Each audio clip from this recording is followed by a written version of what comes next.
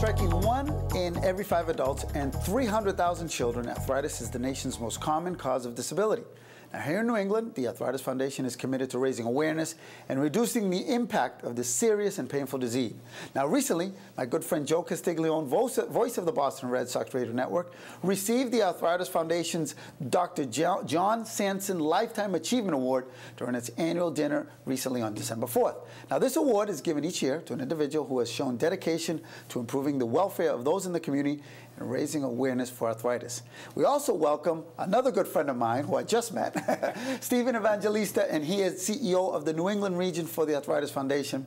And of course, joining us is Joe Castiglione, the first Red Sox broadcaster in history to call out the final out of a Red Sox World Championship in 2004. Can you believe it? Can you believe it? 3 in 10 years. Yeah, well, I'm saying, can you believe it that you're here? Well, I can't believe I got the award, Alberto, because it's just so prestigious, and you know, other than having a touch of arthritis along with 52 million other Americans, I don't know what I did to deserve it, but it was certainly an honor, and we certainly hope we helped them raise a lot of funds to combat this very painful affliction. Yeah, I'm sure you did, and I'm going to turn to you, Steve. But why did Joe win? Let me know, why did? Well, we always try to pick somebody who makes an impact on the community, and whether it be for arthritis, cancer, whatever it might be, you know, Joe has made an impact. And we just love the kind of person that he is and the way he gives back to the community. So it was really very simple. Now, in putting this segment together, Tara Gordon was great, by the way. I've learned a lot about arthritis. My mother was just recently diagnosed with arthritis, so I took a special interest. And there are some myths, Stephen, that I'd like for you to address, because I didn't know this. Myth number 1, arthritis is an old person's disease. Not true, right? Not true. You said it earlier, 300,000 children have arthritis across the United States. 60% of those people that have arthritis, the 52 million, are under 65 years old. There are 1.2 million people in Massachusetts with arthritis and 6,000 children that fight this disease every single day.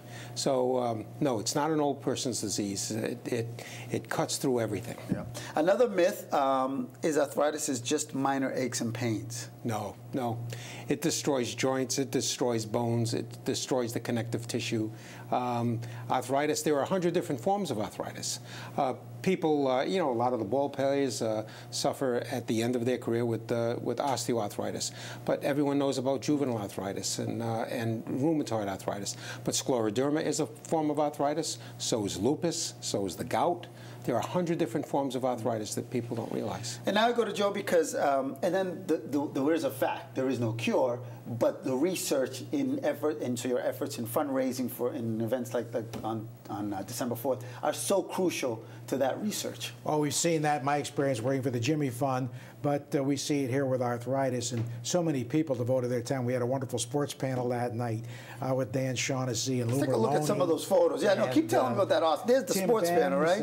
Is that Mikey? Rich Hill, the left-hand pitcher from Milton, Mass., who we hope is back in the big leagues this year. Crazy Mikey Adams, Planet Mikey, and of course, as we said, Dan Shaughnessy and Alex Spear. Yeah, that was a wonderful night, right? I mean, what did you get out of it? We have some more pictures of you of that evening. You look like you had a really good time. I really did. Well, I have my family there, and to be honored by an organization this prestigious and doing such wonderful work was truly, truly something that I found to be very much a positive. And, you know, we hope it helped them.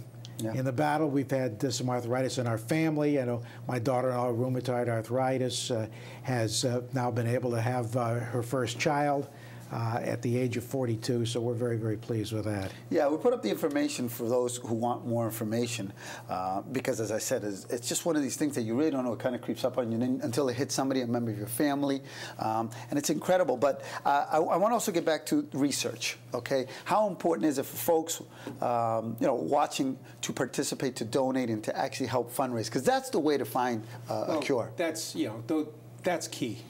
Research. You know, we've spent $470 million since the Arthritis Foundation was founded back in 1948 on research alone.